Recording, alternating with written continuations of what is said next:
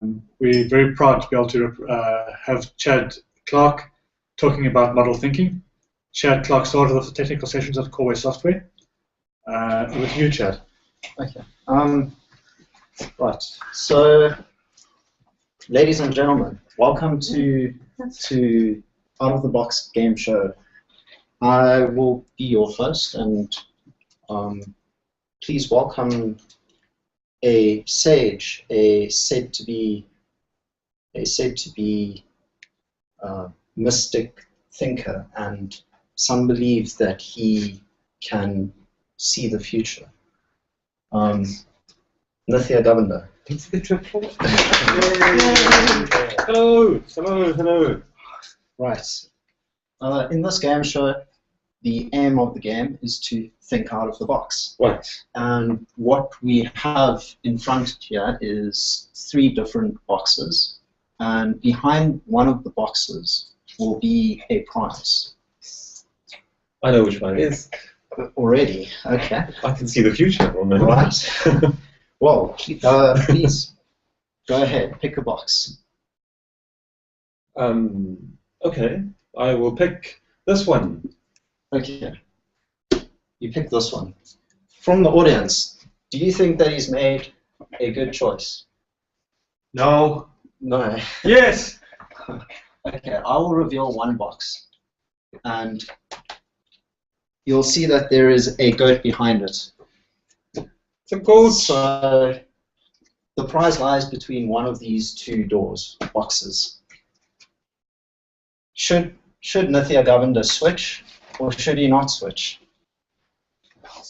No. Well, I know what the theory says, but I've never understood the theory.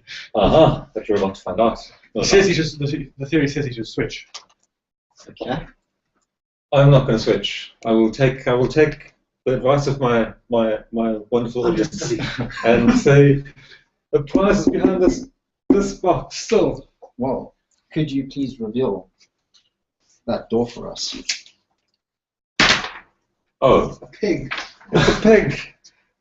Right. Sorry, Nithya Govender. That's not good. The prize was behind box number 3. Uh-huh. Damn. Right. That's not good.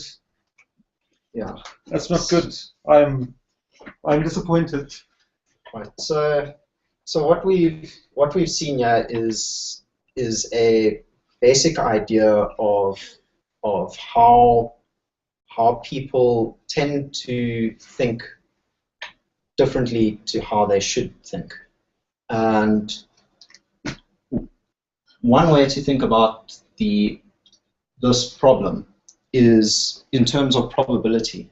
And the simplest idea is that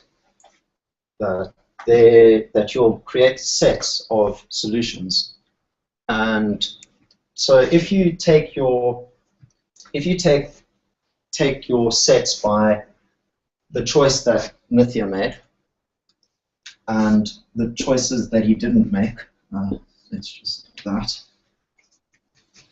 you'll see that there is two possibilities for the right answer, whereas his choice there is only one possibility for the right answer. So in terms of probability, it will be a one-third probability of his decision at first, and a 2/3 probability of him being incorrect. And so what Nithya actually would like to do is to get the other set of choices, and that is because then you'll have a 2/3 chance of being correct. And he was presented that option when he was given another decision. Can you do this slowly for me? It's like with little fairy wheels on, so I understand. Okay. When you started off, they had a 1 in 3 chance of being correct. Yes. Yes. Okay. So he selected the wrong one. Correct. Okay. Now that's history.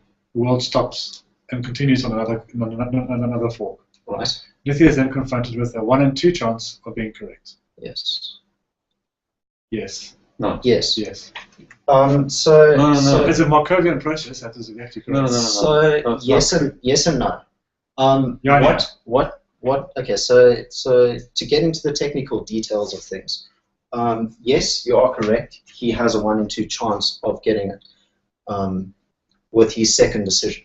Yes. However, when you consider the decision, there are 2 decisions that get made, and they're both identical. They're both equally likely. So Is this the thing I don't understand? Is that are we working in a world where your choice is not okay? We are working in a world in which your choice is affected by your previous history. So that's different from the world I understand. Okay. So this is a contingent decision, but I still don't understand why the contingent decision. So with Nithya's choice, he chose the incorrect answer, and I revealed a box where from the set of incorrect answers. So it doesn't impact his decision. It tells him no new information about his choice. Whereas when I've revealed one door, then we start thinking about the history, and it actually impacts the 2 wrong answers. So yeah. For the maths, it would be. I guess by virtue of the fact you're intervening, that changes the problem from being a thing with no history, because you obviously know what the right answer is. Correct. Yes. So you're cooking the solution in such a way. Okay, I didn't understand that previously. So it would have been better for me to switch. Yeah. To draw it out simply. Oh no! I'm going to work it out. To draw it out simply, we could take 2 sets. Let's take a dot color. So we have that,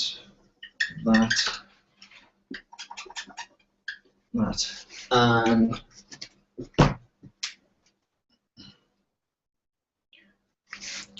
what Nithya would like to do is pick the right answer, or pick an answer. So I've labeled the one that he's picked in green.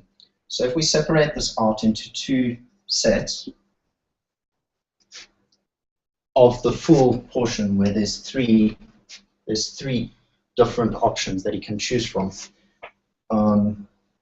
His decision, he has a 1/3 probability, whereas to be incorrect, he's got a 2/3 probability. Yeah. Where a lot of people go wrong is that they don't think of this. They think of this as 2/3 probability of getting it wrong, and you have to change your thinking that it's got 2/3 probability of having the correct answer. So what Nithya actually wants is this 2/3 probability of getting the correct answer. Whereas, and by giving him another choice, he is able to select one of these 2 doors, or these 2 options. And because I've revealed one of them, he's only got one choice left. Now the point is, David, that the probability of the answer being in one of those 2 sets, in those 2 sets, is still the same. It hasn't changed. Right. But Chad has revealed one of those things.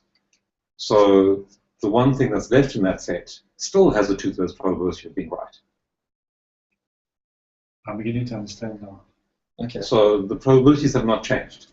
So this was just an introduction to the idea that what we thinking without a model, just picking something randomly, and not actually thinking about the underlying mechanism, we tend to make incorrect answers or incorrect decisions. So, and that's where models come in. That's why you want to learn these sort of things, because it will help you make better decisions. So, yes. Okay, so I'll move on to the next. I still think you fixed that game. Okay. I was destined to lose. Right. Yes, we can discuss it afterwards. Okay, fine. Right. So going beyond this, there's actually quite a few categories of different types of models. The there are three main types of models when it comes to talking about individuals or people. And why would we want to understand people? Well, because they're all around us and we interact with them every day. So it makes sense to be able to model these people and understand how they think, so that we can understand them more easily, and B, so that we can articulate our ideas better. So three of these categories is, you get rule-based models, you get behavior-based models, and you get rational models. Right. Nithya will be talking a little bit more about rule-based models when he gets to pure effects and segregation. Then for basic understanding, rule-based models are the easiest type of models to use, and the reason why is because you have, say, one rule. For instance, I will always pick the rightmost lane for whatever reason. There's just one simple rule, and you always stick to that rule. So then you get behavioral models, and that's more acting on instinct. So what's a good one? Okay, I'll get into behavioral models now soon. And then finally we get rational models, and we like rational models because we like rational people. They're much easier to understand, they're slightly more predictable, whereas behavioral models, they're not very predictable at all. They just act on instinct. Rule-based, that's very easy to, they're actually, there's a setback that they can be exploited. So if you just use, if it was, say if you were bidding at an auction house and you just had one rule, people could easily exploit your way of bidding. Bid higher. Yeah. So moving on to behavioral models, we have a few types of this. So one of these things is prospect theory. Okay? And the idea behind prospect theory is that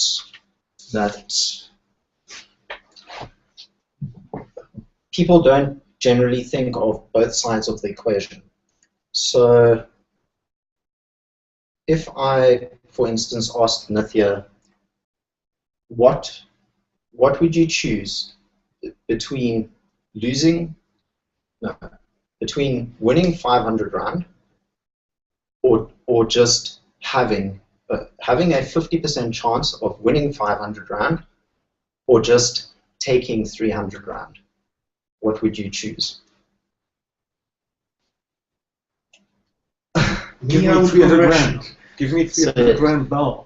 So a rational thinker might choose to take just the 300 Rand because they know they've got that 300 Rand. On the other side of the spectrum is the idea of, well, if you had the choice now of having a 50% probability of losing 300 Rand, or you just lose 600 Rand. Then we'll go for the probability. Yes. Right. So it's the exact same model, but you're taking it from both sides of the spectrum, and so that we call prospect theory. It's a whole big division of thinking. I don't know how familiar you are with the idea of double negatives. Americans like to do it a lot. On surveys and things, they'll also give you double negatives, and a lot of people get confused by that. And it's actually a technique that gets used to to con people into deciding. It's in favor of the person doing the survey. So what? So, for instance, someone might say, well, so in your package, so in your salary package, you are subject to giving 5% of your salary to a bonus at the end of the year. And that just comes as part of your package. Would you like to opt out? And a lot of people tend to think, well, it's there already, so just leave it there. And whereas when you say, here's your salary, would you like to give 5% of your salary to a bonus? And so people tend not to do that if it's optional for them already. So to do something actively, people respond negatively. So in other words, do you want to do something active? People would rather retain the status quo, whatever the hell it is. Yes, this is the status quo. So if you're not contributing to your bonus, well, carry on not contributing, because you have to actually tick the thing that says opt out or opt in, and it's the example that the organ donor example is the fun one, because in the UK you have to opt in to be an organ donor. In Germany, I think it is, you have to opt out. And in the UK, like 10% of the people are organ donors, or 30%, or about 10%. In Germany, like 70% are. So it's the whatever you don't have, whatever doesn't take any effort is the thing to do. Right. So it reminds me of the Yes Prime Minister skit. If you've seen it. So that's status quo, and then my favorite of the behavioral models is the hyperbolic discounting, and the basic idea there is to think chocolate cake, but I'll get to that explanation soon. So we can start off with four models, if you like, with time. Giselle Bundchen carrying a chocolate cake. Yeah. So if I, from all of you guys, if I had to offer you 1,000 Rand today, or you could take 1,005 Rand in a week's time, what would you rather have? What would you rather have? 1,000 Rand today or 1,005 Rand in a week's time? Well, as they say, better the bird in the hand than the one in the tree. Okay. As in, take your money and run. Make it 1,050 now. Right. Okay. So then I could ask you. Most people would take the 1,000 Rand today, take the money and run. Then I could ask you, well, what if I gave you 1,000 Rand today? No, if I gave you in 1 year's time, I gave you 1,000 Rand, or in 1 year and 1 week, I gave you 1,050 Rand. What are you likely to choose? What would you choose? I don't know, I'm confused. Well, just pick one. Which would you rather have? You're waiting now a year already. The one that comes sooner. The one that comes sooner. You always pick the one that comes sooner. We'll just wait a week. Yeah. Extra week is going Okay. to Yeah. Okay. Right, so your point is I would take the one that it's closer, even though that it's the same one as I wasn't going to take the first So time. let's say it's 1,000 Rand in 1 year's time, Yeah. or 1,050 Rand in 1 year and 1 day's time. No, you see. Yeah. So a lot of people will act on instinct and rather take their money and run. So, Whereas if it's a longer period of time, because it's not so close, they don't mind waiting that extra little bit. And that is one aspect, the time aspect of hyperbolic discount. so is this a psychology course? No. It could be Or is it used a- in psychology. No. Or is it a course on rational? It's a course on Thinking. ways of modeling the world and people, and the way people behave in the world. So it's not a single discipline. Yeah. So it's not trying to say that you're the rational player. It's actually saying people. It's saying that it's nice to think about you having a rational player, but people are not always rational. whatever. And sometimes people behave rationally. Sometimes They behave rationally just often enough to screw up the 50%. Yeah, exactly. Right. And sometimes they just do the things that they have to do because that's the way we are. It's like we discount things that are in the future because we don't think about it. We don't want to. Right. So Today. Yes, exactly. Take Well, your money and run. Absolute certainty of your existence in this miserable planet. no, is that actually, you're gonna die. that's complete rubbish. Yeah. What? I can't actually believe that you just said that I fixed that game. Like, just because you got it wrong, that's not my fault. What? Just keep it to yourself. Fine. We'll deal with you later.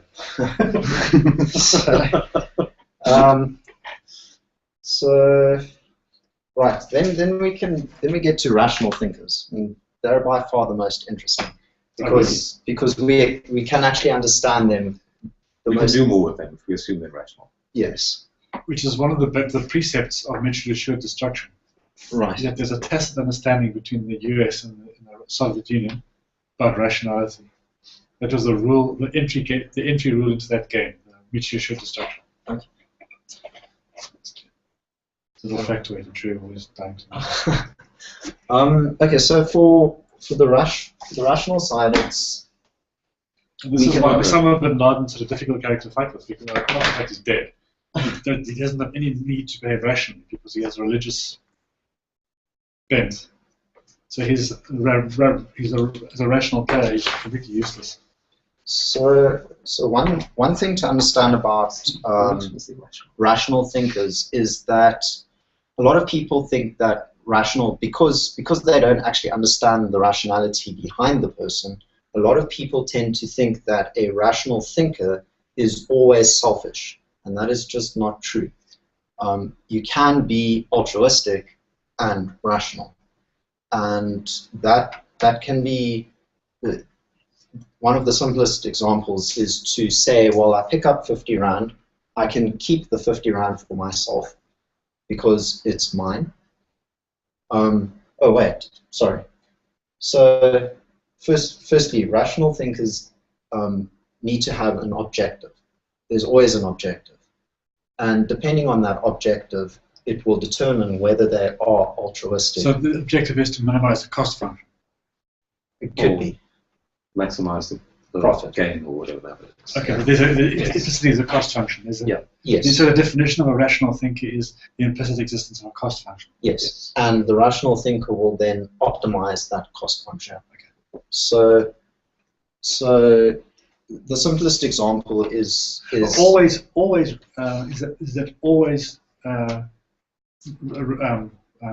reduce the cost function.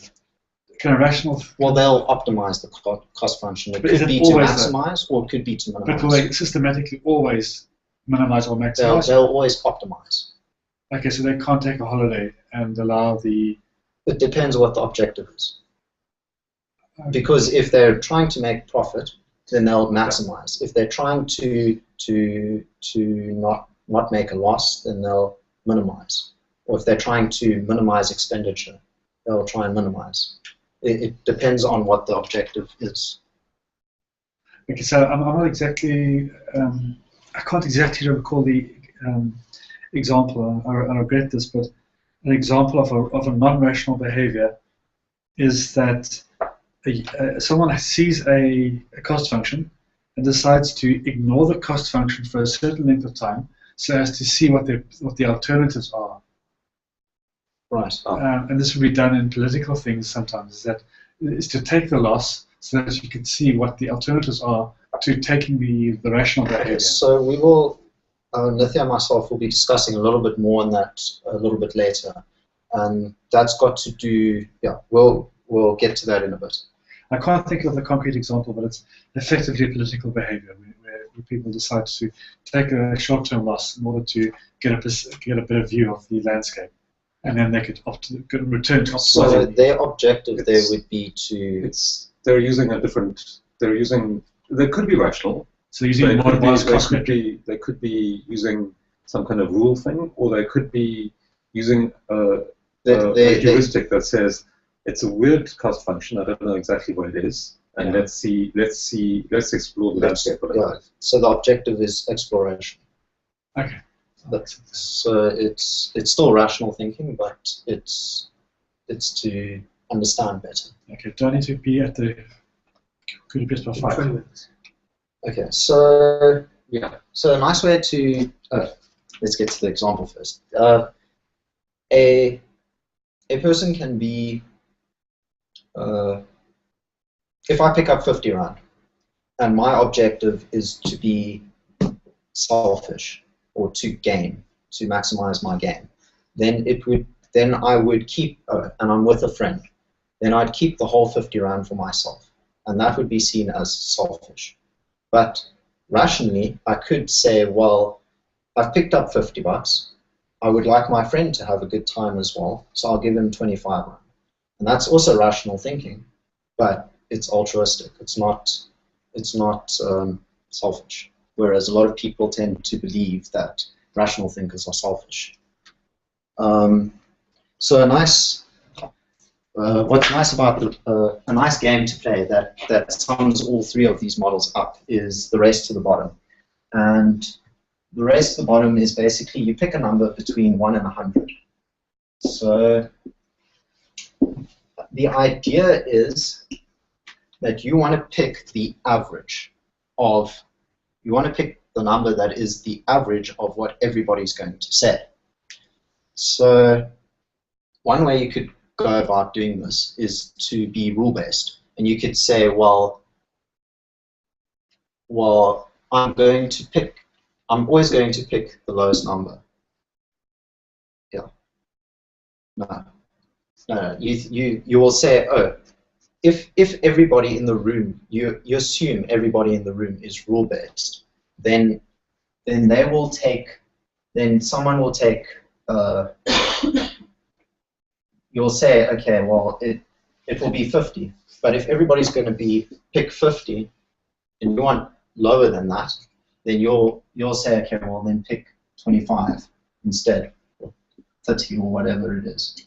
I think you're supposed to pick the number that's 2/3 of the average. 2/3 of the average. Yes, which makes it more difficult. Right. So. Otherwise, everyone picks 50, and everyone wins, or everyone loses. Right.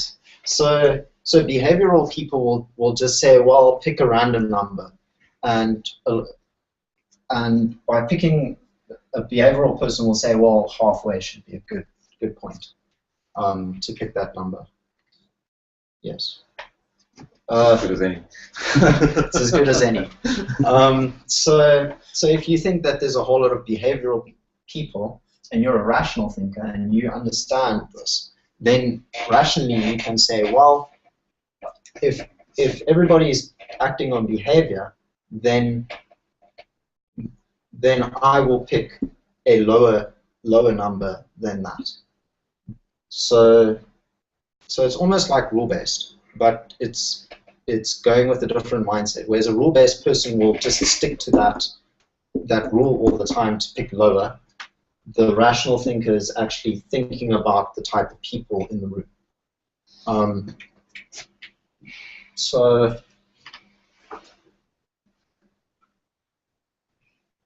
yes, yeah. Yes. Okay. Anyway. So why is it called race to the bottom? Because if you're a rule-based person, ultimately. Because the rational thing to do is to pick 0. Because. It's the lowest number. Because if everybody else is going to, well, if everybody in the if everybody is rational, yeah, then you have to pick 0. because everybody will say, okay, well, if everyone's rational and I've got to pick halfway, or if I've got to pick 2/3, then they'll pick 2/3. But then you know they're going to pick 2/3, so then you'd rather pick lower. But because you're all rational thinkers, then you're all going to pick lower, which means that you actually have to pick an even lower number. So, and eventually it goes down and you get to 0. So that's why it's called race to the bottom. Rationality doesn't win sometimes. Yeah. And then, of course, you're a high energy particle physicist where you take the first order approximation and assume everyone's going to be rational for the first iteration and stop there. Yes. So depending on what this game is nice for is it teaches you very quickly that the different ways of, it teaches you the different categories of thinking. So using different models. Right. Right. Is it good? That's great. Thank you very much. Okay. That's very nicely done. Okay. No. We're only a little bit. We're only halfway there. Oh, are we? Okay. Yes. I'm going to Okay. go across the road. I'll be back in the Over shop. to you, Nathia. Yes. Now it's all about me. 5:30. So 5:30. Yeah. I think they said their last shipment starts at 5. So. All right. I need you to be there so I can consult my crib notes. Right. Thanks, Chad. Now we're going to talk about some of the more interesting. Just remember, this isn't anyone. It's a guru. He's Yes. like Yes. deep and dark. We're going to talk about some of the ways, some of the more well-known models of the way things happen, and and some things that we may not have thought about. We've seen, but we may not have thought about in a model kind of way. So the first thing we're going to talk about are things that we call. What do we call them? We call them.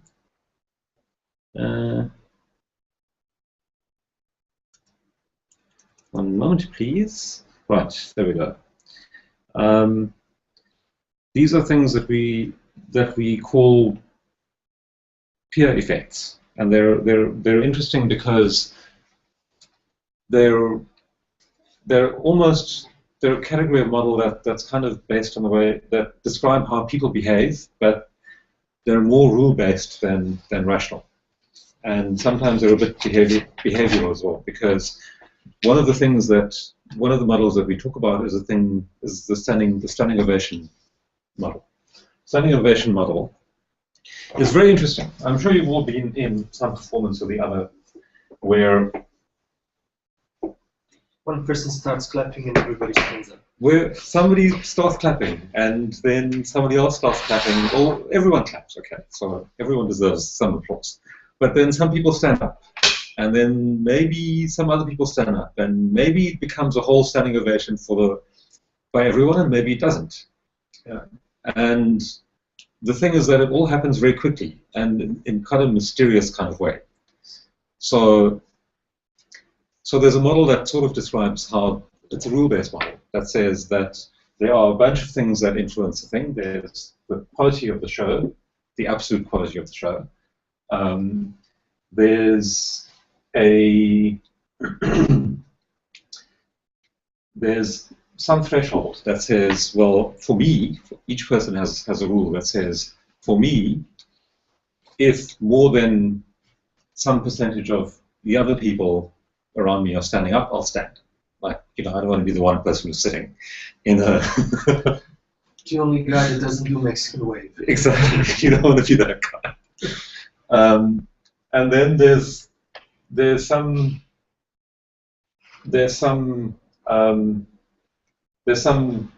we'll call it an error factor, but it's not really an error. It's just a thing to account for people's different perception of things.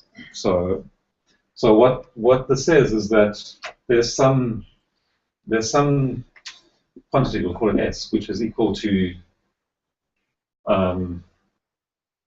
Q plus E, I think, and that should be greater than your threshold. And if that happens, then you'll stand, and the more people in the audience whose threshold is passed, the more people will stand up. And the interesting thing about this is that it's influenced by two things, two very important things. One is if you have a low threshold, right? So you'll just, you know. Thank you. Or the quality of the show is very high.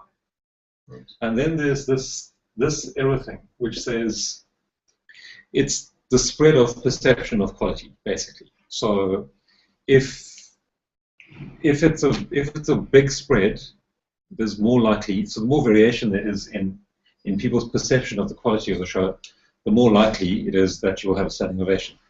Because if this is a narrow thing that's, you know, minus 0.5 to 0.5 in terms of error, it's a small error. It'll be based mostly on the quality and people's thresholds.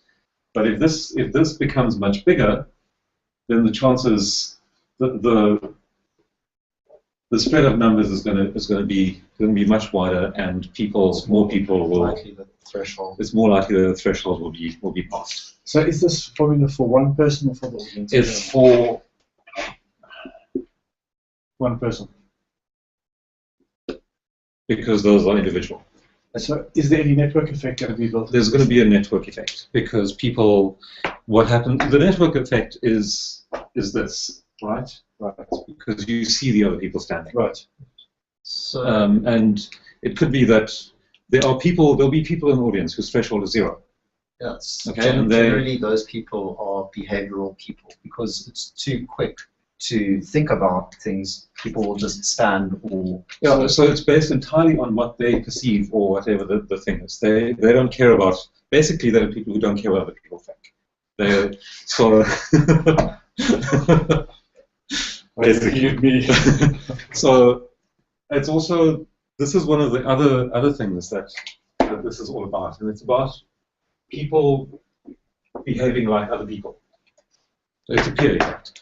So what happens is that everyone has a threshold for something, and it's one of the models that people have been trying very hard to get to the bottom of, because there are all kinds of odd things that happen, like revolutions and Arab Springs and whatever, the latest fashion trend. Why do people suddenly? Why do Justin Bieber's happy? Exactly. Why do people like Justin Bieber? Whatever the case is. It's very important to understand, or to be able to understand this, because you don't want to make the wrong assumptions about the underlying model. So at the macro level, you'll see something. So you might see a lot of people wearing the same clothes, but are they wearing the same clothes because of a peer effect, or are they just? There are two kinds of things that can happen here. There's peer effects, which means that people do things because they want to be like the people around them. Okay, or it's like, or is it simply because of what people around them do? But nevertheless, that's still a peer effect. Yeah. Or alternatively, what happens is that people join groups where the people are already doing what they like. So you see this. So either I go to a certain kind of nightclub where everyone's dressed the same, right? Or I happen to be hanging out with a bunch of friends and they all go to this nightclub where people dress that way. So I go out and exactly. So there's cause and effect issue. It's one of the two things. Like either I choose to go there, or I just fit in. So looking at the effects, it's impossible to tell which one is which. It's the classical. So it's the classical idea of whether something is, in algorithms we learn it a lot, and that is whether something is, or we learn a lot about sorting. So the one idea is it sorting that's happening, or is it a network effect or people peer effect that? So are people moving themselves over into some place where they're all the same, so they're sorting themselves, or are they just changing themselves to be like where they are? So there's two different ways you can have that kind of idea where things happen to be uniform in a certain area. In the US, there's a big thing about why in many US cities you have very, very, very segregated neighborhoods, like based on race or based on class or whatever the case is. But because there's unlike here, there was no legal reason to do that. It was just, do people do that because they have preferences, they want to be where all their neighbors look like them, or do they want to be in a neighborhood where people speak their language if they're immigrants? That was a big one in this whole thing. And one of the interesting things about the model is that particular model, the segregation model, as opposed to the peer effect model, is that if you have a grid like this, so no, let's make it bigger. Right, the standard nine cell grid, and you can have a model that says, well, so that's the person who's not like me, that's the person who's on here, right? And that's the person who's not like me. And I can have a threshold of 3 that says, if a fourth person moves in, I'm moving out. Okay? Because, there go the property values.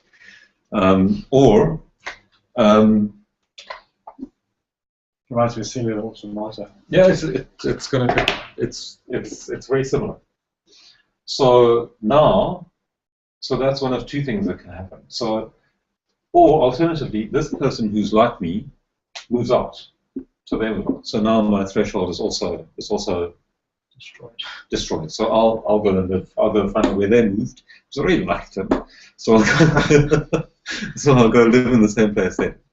And the models of the results of this model is incredible, because even if you have like 3 out of 9, right? That's my tolerance for people who are different. Even that's a fairly low percentage. Even if that's the case, you have the model that you built on this turns out to be hugely segregated. It's quite incredible. The segregation is up to like 80%. It's quite interesting. So can I just take a step back and ask you what you're doing? Is model-based thinking, when you want to simulate the behavior of people, you need to decide which of the appropriate models you want to use. It's so people. One of the things. Yeah. One of the things is people are interesting. People are more interesting to other people usually than other things, and we like to think about why things happen in the world, or we like to have some deeper insight into why things happen in the world. Yeah. Now, in this case with the segregation, is it just that Americans are all racist? Not necessarily. So you have a smorgasbord of models, and you need to. So the name of the game is you must play with the different models. You must look at things from different ways until you find something that works for you, or examine things that other people have done that have similar. So in other words, taking a normal distribution is not the way to do it. Taking a normal distribution is one way to do it, but it doesn't have to be. Nothing intolerable agree. Yes, exactly. Because this is an unexpected result. 3 out of 9. You can't tell whether people there are all gangsters and just like to dress or just like to dress like each other, have slowly become gangsters, or whether everybody's just moved there because yes, that's a drugs are easy to find. Exactly. Easy to find. All right. So it's funny because the number 30% is almost like a contagion factor. Is that if you can get 30% of your sample to buy whatever you want them to buy, that normally is sufficient to flip the entire sample to 100% sooner or later. It depends. It depends on. More like It depends on the distribution of thresholds. So the silly example is that you have a population of, let's say you have 10 people, right? And the latest fashion thing that someone's produced is the infamous. Where is it? In your office. Oh, okay. No, that's fine. Just ignore it. The infamous. Where did it go? The infamous Taz hat. Oh. So this is the latest fashion accessory, right? So. So the question is it the new trend this summer, or isn't it? The question. So Okay, so let's follow this through. Let's follow So this through. one of the ways you can think about this is, so there are 10 people, right? And people have different thresholds. So you can say there's at least one person, for this to ever begin, there's at least one person who will wear the hat even if no one else wears it. Okay, there has to be at least one of those. Otherwise, nobody would wear that. Otherwise, no one would ever wear the hat. So let's say there are two of those, okay? And there's 3 people who wear the hat if one other person is wearing it. And Sorry, I'm not understanding your notation. so this is just numbers, That's right? an array. I'm just writing a vector. So these are the people. So I have a population of 10 people, right? And these are their thresholds. these are their thresholds. So the vector t. Oh, so TI 0 Is- means like a threshold of 0. Yeah. So they would wear the hat because Okay. they liked it. They're the people who don't care what other people think. So these 3 would wear the hat if at least one of their friends is going to wear the hat. And then, there'll be, 6. I don't know, 6. let's say 6. Okay. And 6, and that's 5. Okay, let's do that. So how many people end up wearing that? So these 2 definitely. Let me erase these things.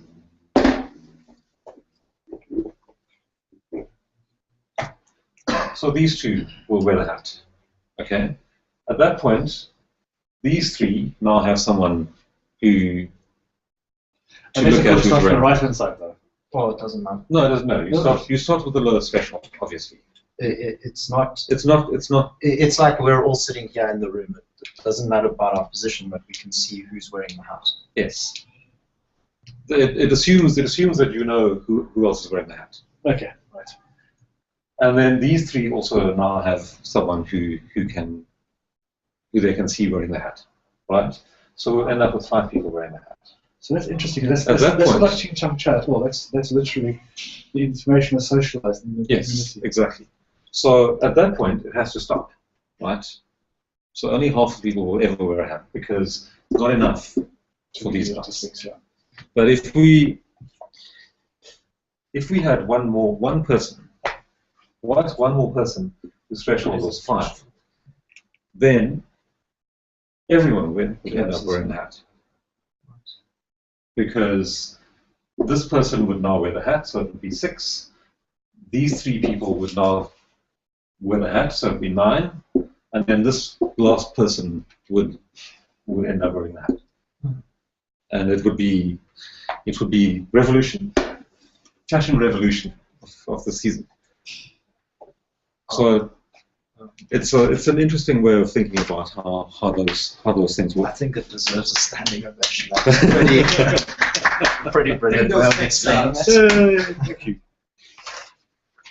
All right, now one other thing. Okay, we're going to talk about before. So I'm starting to get my head around this one. So the question is why is there an area of Los Angeles that's predominantly Hispanic? Yes. Well, that's one of the questions. The question This is is- that's trying to answer, is it segregation or Sort of. grouping? So are Yes. they sticking together because they don't understand the language? Or are they sticking together because they just don't like to be surrounded with So other what does this answer? Which This is a slightly different question. So the question is all about peer effects and how many of your peers have to be doing something before you will. So there are two kinds of ways in which that whole separation of people or people joining into groups happens. So either they move there if it's something, or they take themselves there, or it's because of whatever is going on there. Or they get infected. Or they become infected, basically. So by the fact that they have some threshold. The one thing I learned from that network course was once you've got a community, it's fantastically hard to unget that community because there's a contagion and I've forgotten the other one. But once you've got a community formed, it's very hard to unform it because it just takes the contagion spreads throughout the community, and it's very because the community is connected and the links to other communities are weak. It basically keeps the contagion within that community. Until you get cured. Right. I think you're going to talk more about that. I'm going to talk about contagion in a bit. First, though. If you had the logical point, Oh he yes. wants to run away. All I'll be right. back shortly. We shall. Can we take a small break? I think we need to put this thing on pause if we can. Ah. Okay. Why am I getting Stop broad. text message